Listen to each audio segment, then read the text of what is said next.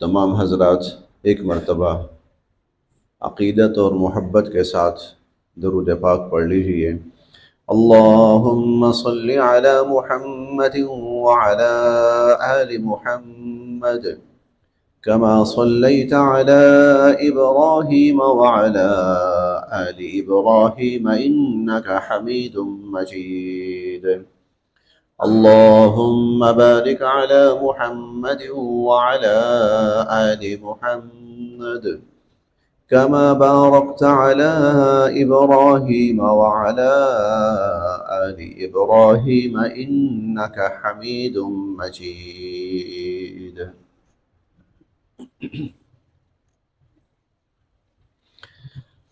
محترم حضرات، قابل صد احترام معزز سامعین، اللہ رب العزت نے قرآن کریم میں بہت سے مواقع پر یہ مضمون ارشاد فرمایا ہے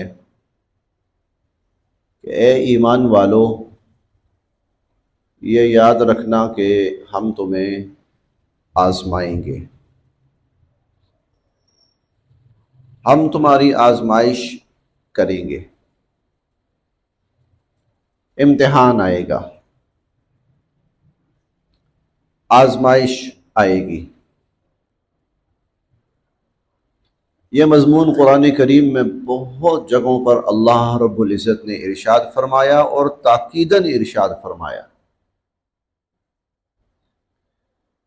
دوسرے پارے میں اللہ تعالیٰ فرماتے ہیں وَلَنَبْلُوَنَّكُمْ بِشَيْءٍ مِّنَ الْخَوْفِ وَالْجُوعِ، ضرور بالضرور۔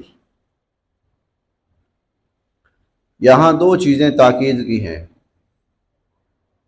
ایک لام ہے شروع میں، اس کا معنی ہے ضرور۔ نبلون جو صیغہ ہے اس کے اندر بھی تاکید کا معنی ہے بالضرور، مطلب یہ ہے کہ یہ کام تو ہونا ہے، یہ تو پھر ہوگا، یہ تو پھر لازمی ہے، جس کے بارے میں اللہ تعالیٰ یہ فرمائے کہ ضرور بالضرور یہ کام ہوگا، تو اس کا مطلب پھر یہ کام تو ہونا ہے۔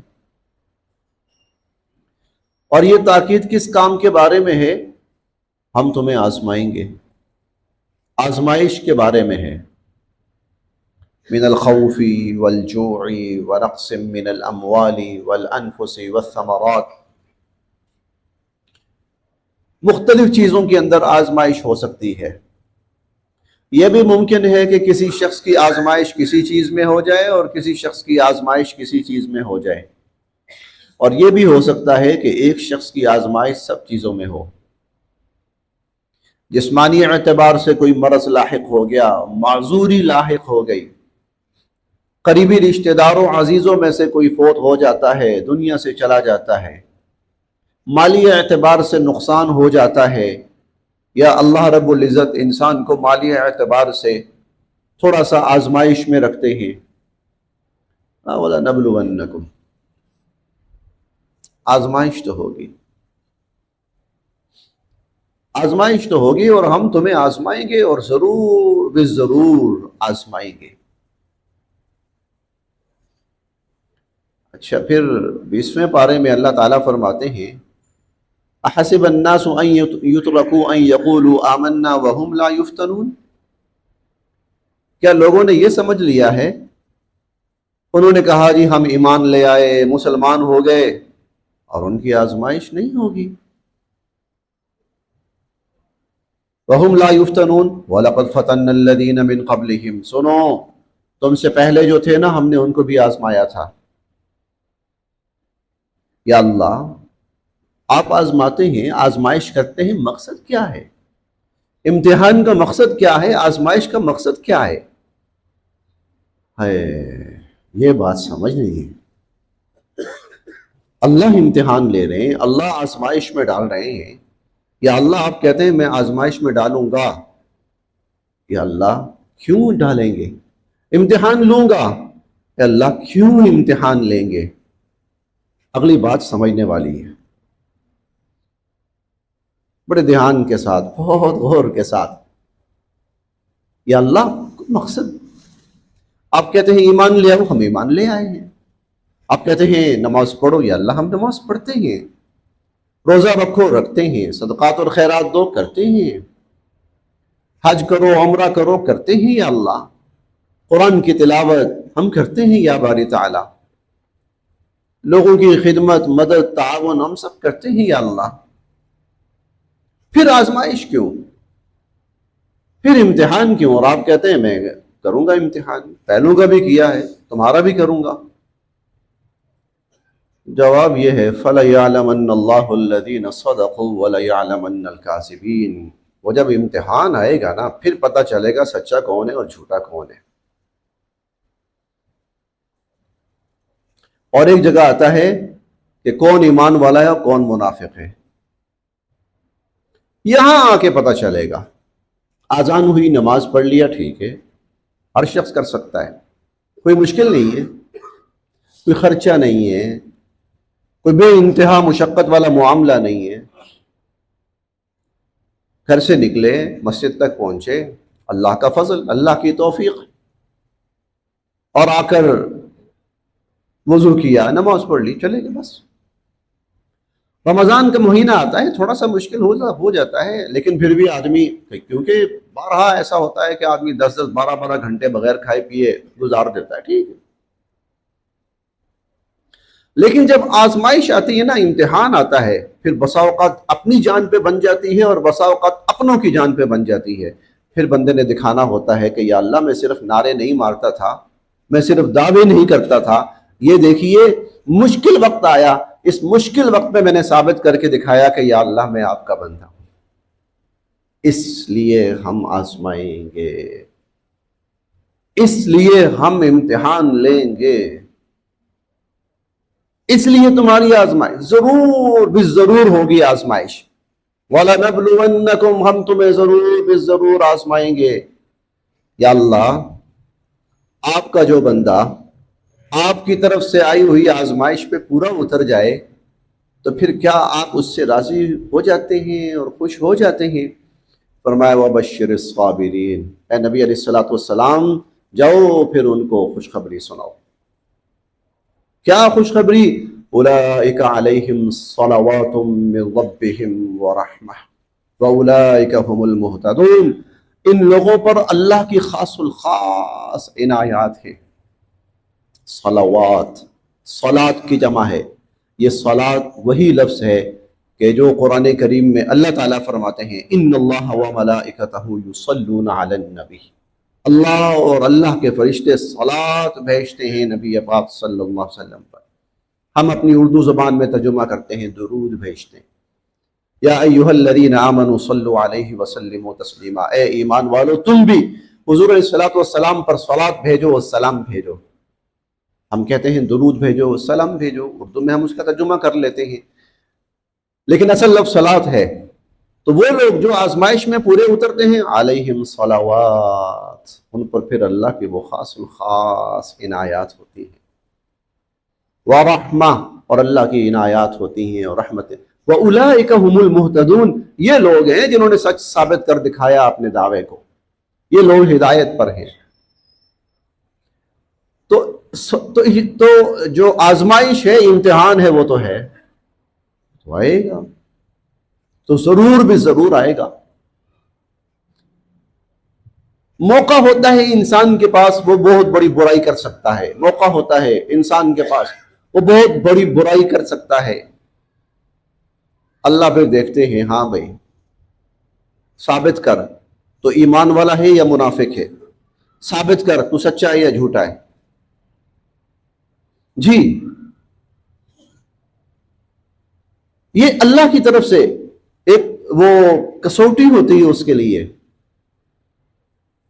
اللہ کی طرف سے اس کے نتیجے کا اعلان ہوتا ہے، اور اللہ کی طرف سے کہنے کی ضرورت نہیں ہوتی، وہ بندہ خود ثابت کر کے دکھا دیتا ہے کہ میں ایمان والا ہوں یا منافق ہوں۔ غزوہ احد کا بڑا تفصیلی تذکرہ اللہ رب العزت نے قرآن کریم میں فرمایا، غزوہ احد کا۔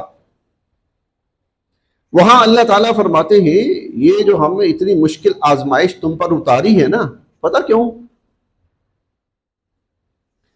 اتاری ہے؟ حضور علیہ الصلوۃ والسلام شدید زخمی ہوئے، آپ کے دندان مبارک شہید ہوئے، آپ کے بارے میں یہ افواہ تک مشہور ہو گئی کہ آپ شہید ہو گئے، اور پوری زندگی میں حضور علیہ الصلوۃ والسلام کی حیات مبارکہ میں اس موقع کے علاوہ کبھی ایسی بات مشہور نہیں ہوئی کہ آپ شہید کر دیے گئے، لیکن اس موقع پر یہ اعلان تک لوگوں کے کانوں تک پہنچا کہ حضور علیہ الصلوۃ والسلام شہید کر دیے گئے۔ صحابہ کرام رضوان اللہ علیہم اجمعین کی بڑی تعداد نے شہادت کا نذرانہ پیش کیا۔ سید الشہداء حضرت حمزہ رضی اللہ تعالی عنہ شہید ہوئے، اور دشمنوں نے ان کی لاش کے ساتھ کافی بے حرمتی کا معاملہ کیا۔ 13 ٹکڑے ان کی لاش کے، جس کو عربی میں مسلح کہتے ہیں نا، مسلح کیا گیا ان کا، ناک کاٹ دینی، ہونٹ کاٹ دینے، اور زبان کاٹ دینی، کان کاٹ دینے، بلکہ سینہ تک ان کا چیرا گیا، جسم کئی جگہوں سے چیرا گیا۔ یہ ہوا۔ یا اللہ، یہ آزمائش کیوں تھی؟ وَلِيَعْلَمَ الَّذِينَ نَافَقُوا، تاکہ اللہ جو منافق ہے نا ان کو تمہارے سامنے کر کے لائیں۔ وہ بڑے لوگ تھے، وہ بہت بڑے لوگ تھے، اس لیے ان پر آزمائشیں بھی بڑی آئی ہیں، پھر ان کا ایمان بھی اسی معیار پہ اللہ کے ہاں جانچا گیا، اور پھر ان کو اسی اعتبار سے نوازا گیا۔ لیکن عام ایمان والا، یہ بات یاد رکھیے گا، آزمائش آتی ہے۔ میں انشاءاللہ اس کی چند شکلیں آپ کے سامنے عرض کرتا ہوں کہ یہ جو آزمائش کا آنا ہوتا ہے، تو ہماری زندگی میں آزمائش کب کب آتی ہے، کہاں کہاں آتی ہے، کیا کیا شکلیں اس کی ہوتی ہیں۔ اللہ رب العزت نے یہ قرآن کریم میں کئی جگہوں پر یہ واقعہ بیان ہوا ہے، بنی اسرائیل کی تاریخ کا واقعہ ہے۔ بنی اسرائیل کے لیے ہفتے کا جو دن تھا وہ صرف عبادت کے لیے مخصوص تھا۔ ہفتے والے دن آپ کاروبار نہیں کر سکتے، کسی قسم کا خوشی کا کوئی انتظام اہتمام وہ نہیں کر سکتے، کوئی کھیل کود وہ نہیں ہے، کوئی دنیاوی امور وہ نہیں ہے، بس صرف عبادت کرو۔ یہ ہفتے کا دن بنی اسرائیل کے لیے عبادت کے لیے مخصوص تھا، جیسے اللہ رب العزت نے ہمارے لیے جمعے کا دن مخصوص فرمایا ہے، خاص الخاص عبادات۔ لیکن ہمیں بہرحال یہ جمعے کا ایک وقت ہے، اس کے علاوہ باقی اوقات دن بھر کے ہمارے لیے الاؤ ہے کہ ہم اس میں کھا پی سکتے ہیں، خرید و فروخت کر سکتے ہیں، شادی غمی بیاہ سب کچھ کر سکتے ہیں، لین دین۔ لیکن ان کے لیے پورا دن۔ ان کا ایک طبقہ ایسا تھا جو مچھلیاں پکڑنے والا تھا، سمندروں کے کناروں پہ آباد تھا، ماہی گیروں کا ایک قبیلہ تھا۔ اللہ رب العزت نے ان کی آزمائش کا فیصلہ کیا، یہ مجھے اور آپ کو بتانے کے لیے۔ آزمائش آتی ہے، آزمائش اس طرح ہوئی، یوم سبتہم شرعا ویوم لا یسبتون لا تأتیہم کذالک نبلوہم۔ مچھلیاں پکڑتے تھے نا، تو عام دنوں کے اندر مچھلیاں نہیں آتی، عام دنوں کے اندر دور دور بڑی مشکل سے مچھلی پکڑنی پڑتی ہے۔ ہفتے کا دن ہے، شکار ممنوع ہے، شکار نہیں کر سکتے، اب مچھلیاں سامنے تیر رہی ہیں، چاہے ہاتھ بڑھا کر پکڑ لیں۔ وَيَوْمَ لَا يَسْبِتُونَ لَا تَأْتِيهِمْ يَوْمَ سَبْتِهِمْ شُرَّعًا۔ ہفتے کا دن سامنے مچھلی، اب منع ہے، پکڑ نہیں سکتے، اور عام دنوں کے اندر اجازت ہے اور مچھلی نہیں ہے۔ اب ان لوگوں کے دلوں میں آیا، ذہن میں آیا کہ جمعے والا دن کوئی ایسا، ہفتے والا دن کوئی ایسا طرز عمل اختیار کرنا چاہیے کہ یہ مچھلیاں ہم پکڑ لیں۔ ہمارے ہاں ایک لفظ بدنامی کی حد تک مشہور ہے، جگاڑ۔ کوئی جگاڑ لگائیں، کوئی ایسا طریقہ اختیار کریں کہ یہ ہفتے والے دن جو مچھلیاں سامنے آتی ہیں یہ ہم پکڑ لیں۔ ان کے انبیاء نے ان کو سمجھایا، ایسا نہ کرو بھائی، اللہ تعالیٰ تمہیں آزمانا چاہتے ہیں، یہی تو آزمائش ہوتی ہے، یہی تو آزمائش ہوتی ہے کہ جس دن جو چیز جس وقت منع ہے، یا جو چیز منع ہے وہ سامنے موجود ہے، آدمی بڑے آرام سے اس چیز کو کیچ کر سکتا ہے، کیچ کر سکتا ہے، لیکن نہیں، اللہ نے منع کیا، لہذا یہی تو تمہاری آزمائش ہے، نہ کرو ایسا۔ انہوں نے سوچا نہیں جی نہیں، یہ موقع ہاتھ سے نہیں جانے دینا چاہیے۔ اب کیا کیا انہوں نے، جمعے والے دن جاتے ہوئے کوئی ایسا طرز عمل اختیار کرتے کہ جس کی وجہ سے وہ مچھلیاں جو قریب آتی ہیں تو وہ مچھلیاں ان کے جال میں پھنس جاتی،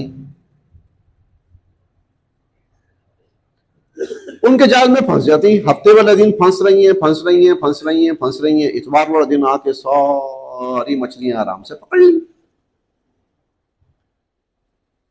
اب اللہ کے نبی ان کو سمجھاتے رہے، اللہ کے نیک بندے ان کو سمجھاتے رہے کہ اللہ کے بندوں ایسا نہ کرو، اللہ تعالیٰ تمہیں آزما رہے ہیں، وہ نہ باز آئے۔ اب جب کوئی قوم اللہ کی آزمائش پہ پوری نہیں اترتی اور وہ اپنے عمل سے ثابت کرتی ہے کہ ہم جو نعرے لگاتے ہیں، دعوے کرتے ہیں، وہ سب جھوٹے ہیں، تو پھر اللہ کی پکڑ آتی ہے۔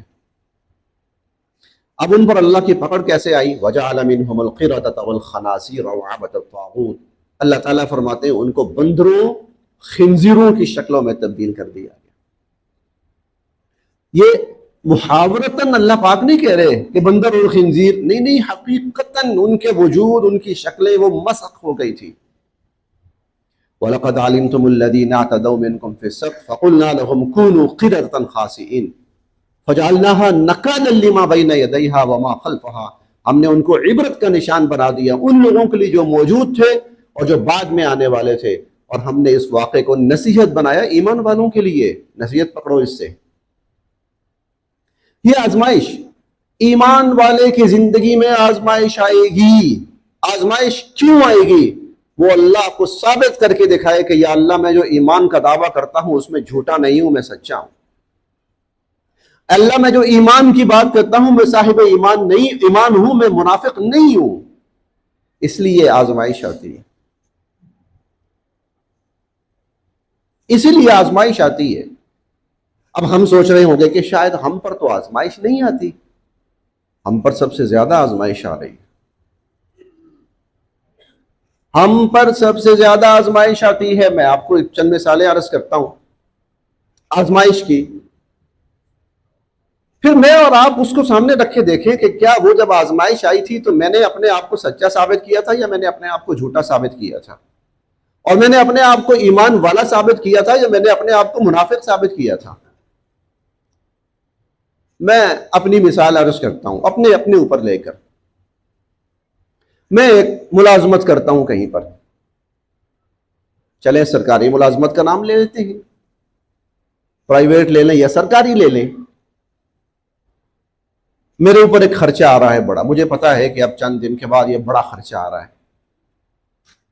اب میرے پاس دو راستے ہیں، ایک راستہ تو یہ ہے کہ میں ادھر ہاتھ ماروں، ادھر ہاتھ ماروں، ادھر ہاتھ ماروں، ادھر ہاتھ ماروں، اور وہ جو ایک ٹارگٹ میں نے اپنے ذہن میں رکھا ہوا ہے 10 لاکھ 20 لاکھ 40 لاکھ 50 ہزار، ادھر سے کچھ ادھر سے ہاتھ مارا، کچھ ادھر سے ہاتھ مارا، کچھ ادھر سے ہاتھ مارا، کوئی گھپلا کیا، کوئی رشوت لی، کوئی لوٹ مار کی، کوئی چیز ادارے کی بیچی، میں نے اپنا وہ ٹارگٹ پورا کر لیا۔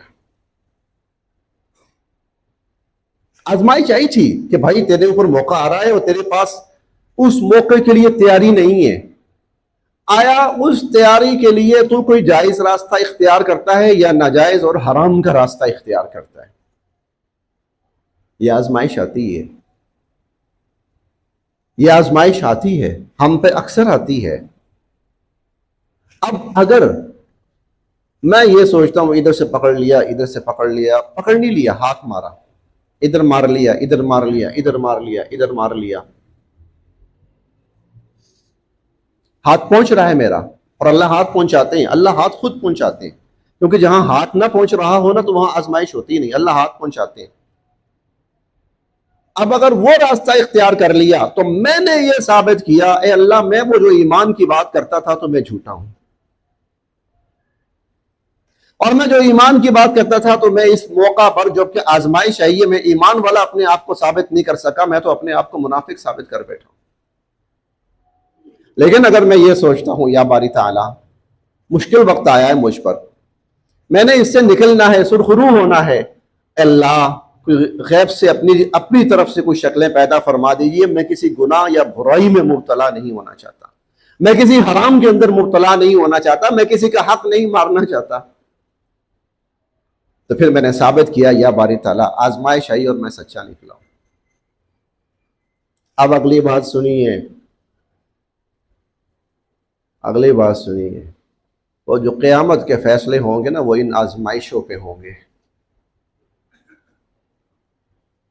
وہ قیامت کے جو فیصلے ہوں گے نا وہ ان آزمائشوں پہ ہوں گے۔ وہ جو واقعات آپ احادیث مبارکہ میں یا قرآن کریم میں بہت سی جگہوں میں پڑھیں گے۔ سورہ یاسین میں ایک صاحب ایمان بندے کا تذکرہ آتا ہے، عام سا انسان، وہ امیر و کبیر انسان نہیں، کوئی صاحب اقتدار اختیار نہیں۔ مفسرین کرام لکھتے ہیں کہ وہ لکڑی کا کام کرنے والا کارپینٹر تھا۔ اللہ رب العزت نے انبیاء علیہ السلام کو مبعوث فرمایا اور لوگ انبیاء علیہ السلام پر ایمان لانے کو تیار نہیں ہوئے، اور لوگ پوری قوم انبیاء کے خلاف ہو گئی۔ وہ شخص ایمان لا چکا تھا، اب اگر وہ شخص آ کر قوم کے سامنے یہ کہتا ہے کہ میں ایمان لا چکا ہوں، یہ صاحب ایمان ہے، تو پھر اس کا بچنا ممکن نہیں تھا، اس کا بچنا محال تھا۔ پوری قوم پل پڑتی اس کے اوپر، مال ڈالتی اس کو، لیکن وہ اللہ کا بندہ اپنی جان بچانے کے در پہ نہیں ہوا۔ وہ آیا قوم کے سامنے، اس نے اعلان کیا یہ اللہ کے نبی ہیں، یہ تم سے دنیا کے کسی مالی معاوضے کا مطالبہ نہیں کرتے، اور آخر میں اس نے یہ بھی کہا انی آمنت بربکم فاسمعون، سنو میں بھی اپنے رب پر ایمان لا چکا ہوں۔ اب کیا ہوا؟ میں اپنے رب پر ایمان لا چکا ہوں، اب کیا ہوا؟ اب یہ ہوا، قوم نے جب یہ سنا اچھا تو بھی ان کے ساتھ ملا ہوا ہے، قوم نے اس کو وہیں مار ڈالا۔ اب بظاہر ہم کہیں گے وہ شہید ہو گیا ہے، قیامت والے دن اللہ تعالیٰ اس کو جنت میں داخل فرمائیں گے، بظاہر ہم یہ کہیں گے، بظاہر ہم یہی کہیں گے شہید ہوا ہے، انبیاء علیہ السلام کی نصرت کرتے ہوئے، مدد کرتے ہوئے، حمایت کرتے ہوئے اس نے اپنی جان دی، شہید ہوا، قیامت والے دن اللہ اس کو جنت میں داخل فرمائیں گے، ظاہر ہم یہی کہیں گے۔ نہیں بھائی نہیں، اسی وقت قیل ادخل الجنہ، اسے کہا گیا جا جنت میں چلا جا۔ قال یا لیت قومی یعلمون، کہنے لگا کاش میری قوم کو پتہ چل جاتا، بما غفر لی ربی وجعلنی من المکرمین، یہ جو انبیاء پر میں ایمان لایا ہوں اس کی بدولت اللہ رب العزت نے میری مغفرت بھی فرما دی اور مجھے انتہائی معزز لوگوں میں شامل کر دیا۔ فیصلہ ہو گیا آزمائش پر۔ وَلَنَبْلُوَنَّكُمْ، اے ایمان والو ہم تمہیں آزمائیں گے، ضرور آزمائیں گے۔ اور یاد رکھیے جب مشکل وقت آئے تو مشکل وقت کے آنے کا مطلب یہ ہوتا ہے کہ اللہ کسی بڑے انعام کے لیے منتخب کرنا چاہتے ہیں، میں نے ثابت کرنا ہے کہ یا باری تعالیٰ میں اس انعام کے لیے تیار ہوں۔ عمومی طور پر جو دیکھنے میں آیا ہے وہ یہ ہے کہ جب مشکل وقت آتی ہے تو ہم ناجائز راستوں کی طرف، غلط راستوں کی طرف، برائی کے راستوں کی طرف، حرام کے راستوں کی طرف چل پڑتے ہیں۔ ادھر ہاتھ مارا جائے، میں دکاندار ہوں، اگر میرے اوپر بڑا خرچہ آنے والا ہے تو میں 2 نمبر چیز بیچنا شروع کر دوں گا۔ آزمائش آئی تھی، میں ناکام ہو گیا، میں نے ثابت کیا میں جھوٹا ہوں۔ میں سرکاری ملازم ہوں اور مجھے پتا ہے کہ میرے اوپر بڑا خرچہ آنے والا ہے تو میں کرپشن کا اور اپنی رشوت کا ریٹ بڑھا دوں گا، زیادہ لوٹ مار شروع کر دوں گا۔ تلخ باتیں ہیں لیکن سچ ہیں، بالکل ایسا ہی ہے۔ یاد رکھیے آزمائش، کبھی آزمائش اس شکل میں ہوتی ہے کہ انسان کے کوئی قریبی عزیز ہیں، بیٹا ہے، اولاد ہے، رشتہ نہیں ہو پا رہا، رشتہ نہیں ہو پا رہا، بظاہراً کوئی کمی نہیں ہے، بظاہراً کوئی مسئلہ نہیں ہے، لیکن رشتہ نہیں ہو پا رہا، اللہ کی طرف سے آزمائش ہے۔ ایوب علیہ السلام کے اوپر آزمائش آئی، اللہ کے ایسے نبی، جلیل القدر نبی، اور بیمار ہوئے، اور ایسے بیمار ہوئے، اتنے بیمار ہوئے کہ ان کی بیماری کی وجہ سے ان کے تمام گھر بار والے ان کو چھوڑ گئے، الا امرأتہ، سوائے ان کی بیوی کے، ایک بیوی ان کے ساتھ رہی۔ ایسی بیویاں اللہ سب کو نصیب فرمائے جو مشکل میں اپنے خامن کے ساتھ رہیں۔ بیوی ان کے ساتھ رہی، بیماری کا یہ عالم تھا کہ وجود کے اوپر زخم پڑ گئے اور زخموں میں کیڑے پڑ گئے، تو بسا اوقات وجود سے وہ ناگواری بھی محسوس ہوتی تھی، لیکن وہ اللہ کی بندی اپنے خاوند کے ساتھ رہی، اس کی خدمت کرتی رہی۔ ایوب علیہ السلام کے اوپر یہ آزمائش، اچھا اس آزمائش میں ایک بڑی آزمائش آئی، اور وہ بڑی آزمائش یہ آئی کہ شیطان آیا ان کی بیوی کے پاس، اور بیوی کے پاس آ کر اس نے کچھ چیزیں ان کو بتائیں کہ میں بہت بڑا معالج ہوں، حکیم ہوں، اور میں آپ کو کچھ چیزیں بتاتا ہوں، اگر آپ یہ چیزیں اس طریقے سے میرے بتائے ہوئے طریقے سے اور ان کلمات کی ادائیگی کے ساتھ اپنے خاوند کو کھلا دو تو وہ ٹھیک ہو جائے گا۔ اب جس بیوی کا خاوند عرصہ دراز سے بیمار ہے، وہ بالکل لیٹا ہوا ہے، اس کی یہ حالت ہے، کروٹ بدلنا مشکل ہے، اور وہ ہمہ وقت اس کے لیے پریشان ہے، وہ تو خوش ہو گئی۔ بظاہر وہ جو کلمات تھے وہ ٹھیک نہیں تھے، لیکن اس کو یہ تھا کہ اگر ان 4 کلمات سے اور یہ چیزیں کھلانے سے میرا خاوند ٹھیک ہو جاتا ہے تو مجھے کیا پڑی۔ ایوب علیہ السلام کے پاس آئی، کہنے لگی ایک حکیم آیا تھا، معالج آیا تھا، بڑے کام کی چیز بتا کر گیا، آج کیا؟ اس نے مجھے یہ علاج بھی بتایا ہے، یہ ادویات بھی بتائی ہیں، یہ کلمات بھی بتائے ہیں۔ کلمات سنے تو فوراً سمجھے کہ یہ شیطان تھا۔ اتنا غصہ آیا اپنی بیوی کے اوپر کہ وہ شیطان سے میرا علاج کروانا چاہتی ہے، تو قسم کھائی اگر میں ٹھیک ہو گیا، جب میں ٹھیک ہو گیا تو میں اس بیوی کو 100 کوڑے ماروں گا، نہیں کرانا یہ علاج، یہ حرام کی اشیاء استعمال نہیں کرنی، یہ شیطانی راستہ اختیار نہیں کرنا۔ جب یہاں پہ معاملہ پہنچا کہ وہ ایمان کے اندر، آزمائش کے اندر یوں سرخرو ہیں، کسی غلط راستے کے بارے میں سوچ بھی نہیں رہے، اور بیوی اگر تھوڑا سا محبت میں، خاوند کی فرما برداری میں، اس کی فکر میں اگر تھوڑا سا غلط راستے کی طرف گئی تو اس قدر غصہ آیا کہ 100 کوڑے مارنے کی بات کی، قسم کھائی کہ میں اس کو 100 کوڑے ماروں گا۔ جب معاملہ یہاں تک پہنچا نا، اور اللہ رب العزت نے اپنے اس بندے کو جانچا کہ یہ بندہ صبر کرنے والا ہے، تو پھر اللہ رب العزت نے ان پر یہ کرم فرمایا کہ اے ایوب، جہاں آپ لیٹے ہوئے ہو زمین پہ اپنا پاؤں مار، اضرب برجلک، زمین کے اوپر اپنا پاؤں مارو۔ پاؤں مارا تو وہاں سے پانی کا چشمہ ابل پڑا، فرمایا ھذا مغتسل بارد و شراب، اے ایوب ٹھنڈا میٹھا پانی، اس کو پیو بھی اور اس سے غسل بھی کرو، اسی کی برکت سے تم ٹھیک ہو جاؤ گے۔ پھر میں کہتا ہوں نا، آزمائش پر پھر انعام اترتا ہے، پھر فیصلے ہوتے ہیں۔ بار بار اللہ تعالیٰ قرآن کریم میں فرماتے ہیں انہ کان صابرا، بڑا ہی ہمارا صبر کرنے والا بندہ تھا، بڑا ہی صبر کرنے والا بندہ تھا۔ اب خیال آیا میں تو اس بیوی کو 100 کوڑے مارنے کی بات کہہ چکا ہوں، قسم کھا چکا ہوں، اب کیا کروں؟ اب میں کیا کروں؟ یہ تو بڑی فرما بردار رہی ہے بیچاری، میری فکر کے اندر کوئی ایسی بات کر بیٹھی۔ اب پوچھا یا باری تعالیٰ یہ غلطی ہو گئی، اب کیا کروں؟ تو اللہ رب العزت نے فرمایا کہ لکڑیوں کا یا تنکوں کا، 100 تنکوں کا ایک گٹھا لے لو، تنکے آپ جس کو کہہ سکتے ہیں، جس طرح جھاڑو ہوتی ہے نا، جھاڑو 100 تنکے ہوں، ٹھیک ہے، وہ اپنی بیوی کو مارو، فضرب بھی ولا تحنث، تمہاری قسم نہیں ٹوٹے گی، تمہاری قسم بھی پوری ہو جائے گی۔ پھر اللہ یوں مدد بھی فرماتی۔ آزمائش آئے گی، ضرور آئے گی، امتحان آئے گا، ضرور آئے گا، یہ دیکھنے کے لیے کوئی آپ کے سامنے رشوت رکھ دیتا ہے، پیسے سامنے پڑے ہوئے ہیں،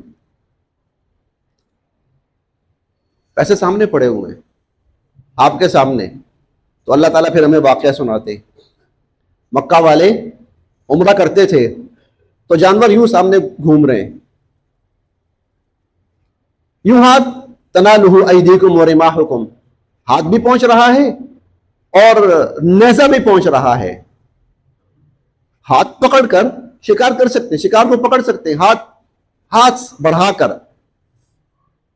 احرام باندھا ہوا ہے، شکار نہیں کر سکتے، لیکن احرام باندھا ہوا، شکار نہیں کر سکتے، شکار سامنے، چاہو تو آنکھ بچا کے پکڑ سکتے ہو، سامنے پڑا ہوا ہے نا، ہاتھ پہنچتا ہے، تنالہ ایدیکم، تمہارا ہاتھ پہنچ رہا ہے اس پر، تمہاری پہنچ ہے، لیکن ہے حرام ہے موجود ہے، میسر ہے، لیکن حرام ہے۔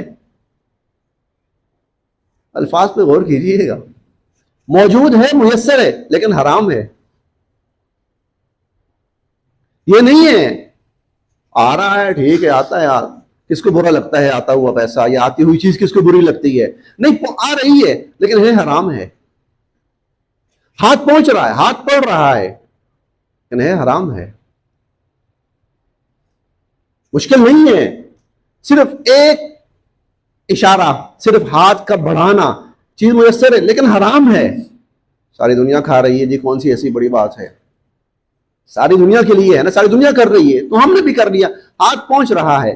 لِيَبْلُوَنَّكُمُ اللَّهُ، اللہ تمہیں آزما رہے ہیں، لِيَعْلَمَ اللَّهُ مَن يَخَافُهُ بِالْغَيْبِ، دیکھنا چاہتے ہیں کہ کون ہے جو بن دیکھے اللہ سے ڈرے۔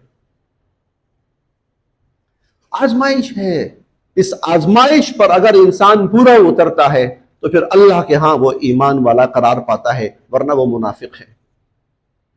اس آزمائش میں اگر وہ پورا اترتا ہے، وہ غلط راستہ نہیں چنتا، وہ گناہ کا راستہ نہیں چنتا، وہ حرام کا راستہ نہیں چنتا، وہ رشوت کا لوٹ مار کا راستہ نہیں چنتا، وہ لوگوں کی چیزوں کے اوپر قبضہ جمانے کا راستہ نہیں چنتا، وہ جھوٹی قسم کھانے کا راستہ نہیں چنتا، وہ چند دنوں کے مفاد کا راستہ نہیں چنتا، تو پھر وہ اللہ کے سامنے ثابت کرتا ہے کہ یا باری تعالیٰ میں سچا ہوں۔ پھر وہ اللہ کے سامنے ثابت کرتا ہے کہ یا باری تعالیٰ میں ایمان والا ہوں، میں منافق نہیں ہوں۔ اور اگر وہ وقتی فائدہ چنتا ہے اور اگر وہ وقتی فائدہ حاصل کرتا ہے، حرام ہے، تو پھر اللہ کے سامنے ثابت کرتا ہے یا باری تعالیٰ بے شک دنیا والوں کے سامنے میں ایمان والا کہلاؤں، لیکن آپ کی نظر میں نے اپنے آپ کو منافق قرار دے لیا ہے، اور آپ کی نظر میں نے اپنے آپ کو جھوٹا قرار دے لیا ہے۔ یہ تنالہ ایدیکم 7واں پارہ ہے، یہ الفاظ پڑھیے گا، ہاتھ پہنچتا ہے، پہنچ ہے، پہنچ، ہاتھ پہنچتا ہے۔ ہم کہتے ہیں نا فلاں کی پہنچ ہے، پہنچ ہے، ہاتھ پہنچتا ہے اور وہ پہنچاتا ہے، پہنچتا ہے وہ پہنچاتا ہے۔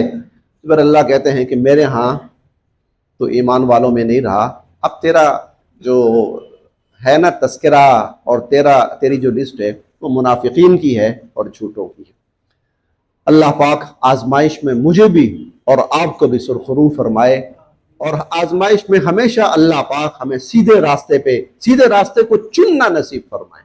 راستے ہمارے سامنے دونوں ہوتے ہیں اللہ پاک، لیکن آزمائش والا راستہ مشکل ہوتا ہے، سر جھکانا پڑتا ہے، تکلیف برداشت کرنی پڑتی ہے، مشکل ہے، لیکن آخر میں اس پر اللہ کی طرف سے انعام ملتا ہے، اور آخرت میں اللہ کی طرف سے اس پر جنت کے فیصلے ہوتے ہیں۔ اللہ میرے اور آپ سب کے لیے عمل کی راہیں